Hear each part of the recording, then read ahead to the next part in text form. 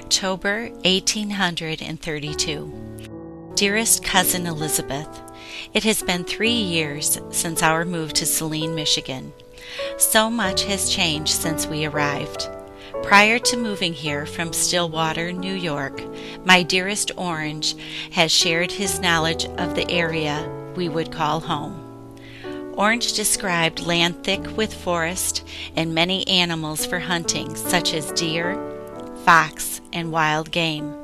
He has discovered that the salt springs south of the Old Sauk Trail attracted many Native American tribes and French fur traders. The area was named Saline by the French because the French word means salty waters. Orange originally came to this area as a part of his work for the government.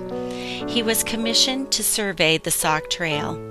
He found the trail to be a very narrow path, just wide enough for a single person to travel.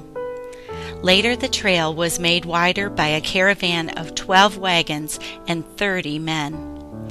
This led to the renaming of this thoroughfare to Chicago Road.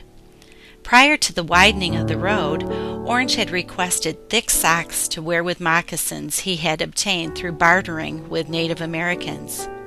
The moccasins were more suited for trudging through the swampy, muddy areas he was surveying. Now, with the creation of the road, we are able to resume wearing traditional shoes.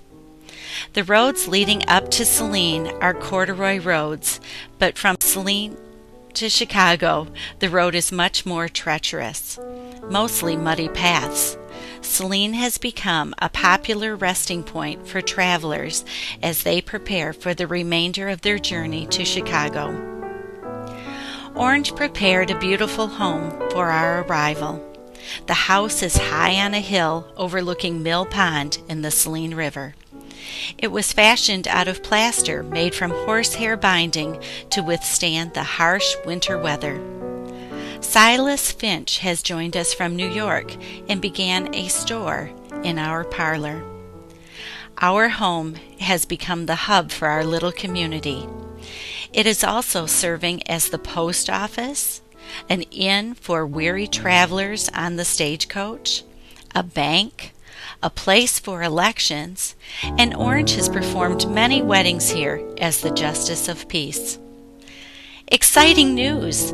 A vote was taken to establish Saline as an official settlement in April of this year, 1832. The first community meeting was held, and many officials were elected to govern this beautiful, flourishing community. Orange has become the pathfinder for schools for our community, donating land for churches, schools, and a cemetery. As our community grows, Silas Finch is planning to leave our parlor as he is building a new store down the road from our home near other new businesses that are beginning to sprout up along Chicago Road. So much to look forward to as this once small path becomes a vibrant community. I urge you to consider joining us in our new venture here in Saline, Michigan.